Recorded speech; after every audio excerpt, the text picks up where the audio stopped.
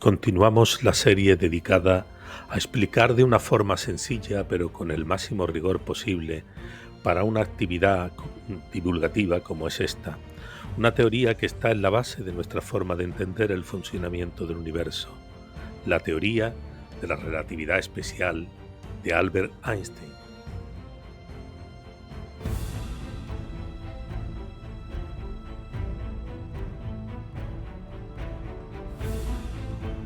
Segunda parte, la velocidad de la luz.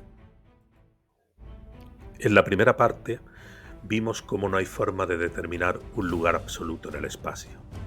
No existe ningún experimento científico que nos permita conocer el movimiento absoluto de un cuerpo.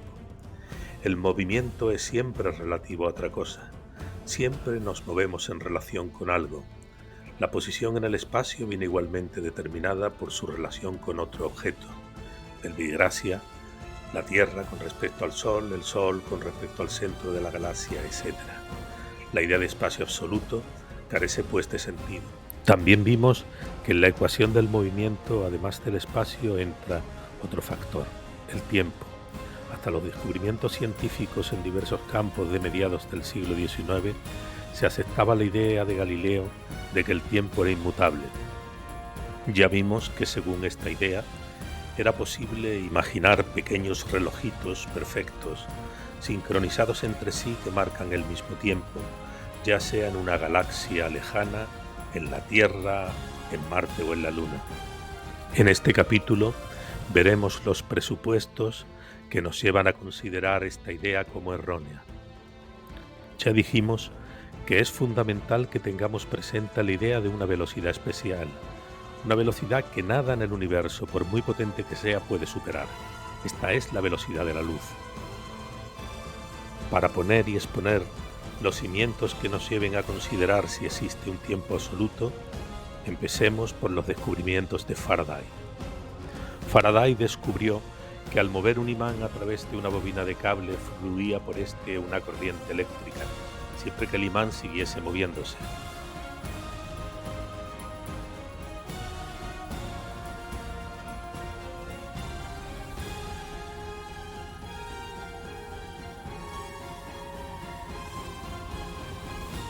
También observó que si se acercaba un imán a una brújula, la aguja de la brújula se desviaba. Y esto ocurre porque una brújula no es más que un detector de imanes alineada con el magnetismo terrestre. Por eso señala al norte. Al acercarse el imán, cambia y se desvía del norte magnético. Había pues una conexión profunda entre magnetismo y electricidad. Faraday descubrió que las corrientes eléctricas crean campos magnéticos y que los imanes en movimiento generan corrientes eléctricas. Estos dos fenómenos se conocen como inducción electromagnética.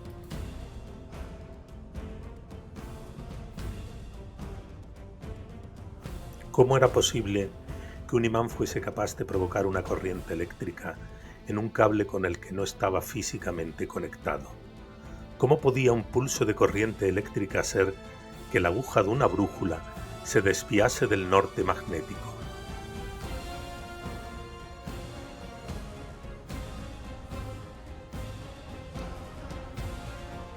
Esta influencia es lo que se conoce como campo electromagnético. Para Faraday, hombre eminentemente práctico, resultaba muy útil la idea de campo magnético. Los campos le permitían salvar la distancia que separaba los imanes y las bobinas de cable, porque establecían una conexión física entre ellos. Sin embargo, la idea de campo requeriría de una visión más profunda que viene posteriormente.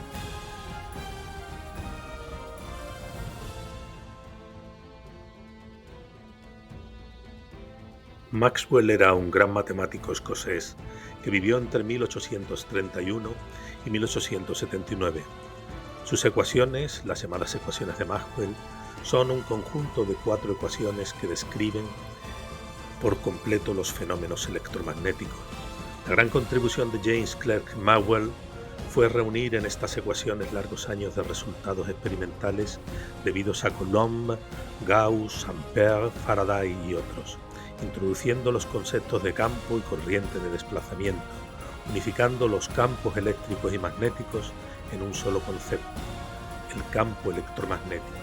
Las ecuaciones de Maxwell reflejan las relaciones entre las cargas y corrientes eléctricas y los campos eléctricos y magnéticos que crean. Son la expresión matemática de las 4 grandes leyes del electromagnetismo. ¿Por qué una batería hace que una corriente fluya por un cable? Porque la batería provoca un campo eléctrico en el cable y este hace que la corriente fluya.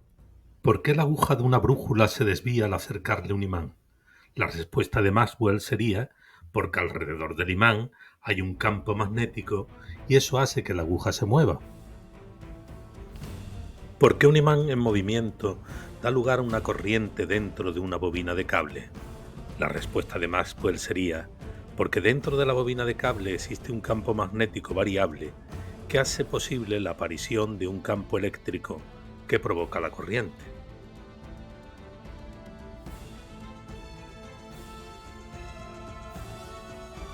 El resultado de la interacción de ambos campos es una onda electromagnética.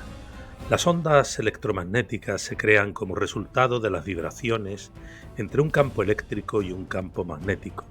A su vez, están compuestas por los llamados campos eléctricos y magnéticos oscilantes.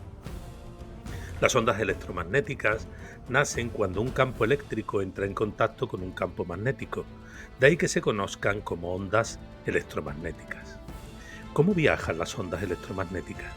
Las ondas electromagnéticas viajan a una velocidad constante en el vacío. Una onda electromagnética puede viajar a través de cualquier elemento y objeto, ya sea aire, un material sólido o el vacío. No necesita un medio para propagarse o viajar de un lugar a otro. El funcionamiento de la onda electromagnética se resume así. El campo magnético oscilante que viaja en la onda induce, por la ley de Faraday, un campo eléctrico también oscilante que a su vez genera un campo magnético variable y así sucesivamente la onda electromagnética avanza de forma autosuficiente por el espacio. Se mantiene a sí misma sin necesidad de un medio material, ya que su energía va saltando de un campo al otro en un perfecto fenómeno de inducción mutua.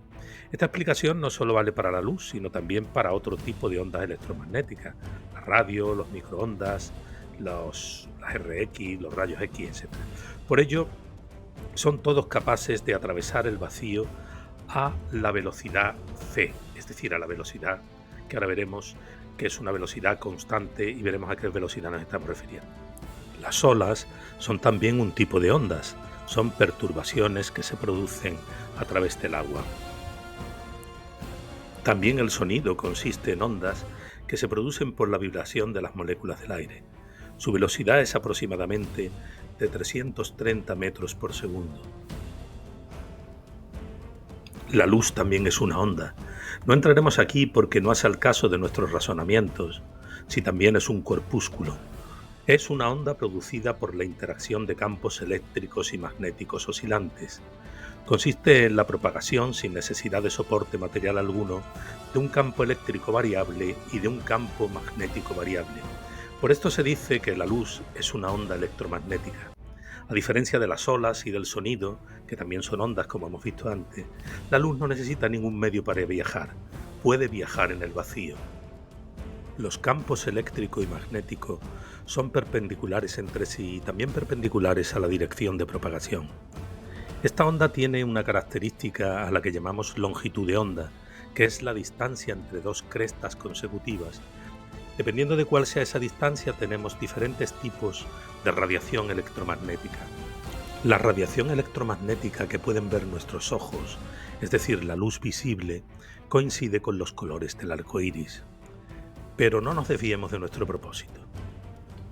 Acuérdense que nuestro propósito inicial no era otro que, una vez desechada la idea de un espacio absoluto, conocer qué ocurría con el tiempo. ¿Es también el tiempo absoluto y constante como creía Galileo? Para ello, tenemos que partir de la velocidad de las ondas electromagnéticas de Maxwell. Esas ondas viajan a 299.792.458 metros por segundo, es decir, más o menos a unos 300.000 kilómetros por segundo, que sorprendentemente es la velocidad de la luz. Maxwell, sin buscarla directamente, había encontrado una explicación de la propia luz. Podemos ver el mundo que nos rodea porque el campo electromagnético se propaga a través de la oscuridad hasta nuestros ojos. A través de esa puerta al conocimiento abierta por Maxwell, por esa formulación matemática de las ecuaciones de Maxwell, entra la luz en la historia de la ciencia. La velocidad de la luz es constante e independiente de la velocidad con que se mueven el emisor y el receptor de ella. Siempre es la misma, casi unos 300.000 km por segundo, como hemos dicho. Recordemos que esa velocidad se la representa matemáticamente por una c. Veremos en el siguiente capítulo cómo la existencia en la naturaleza de esta velocidad espacial, única e invariable, nos conducirá a desechar la idea de un tiempo absoluto.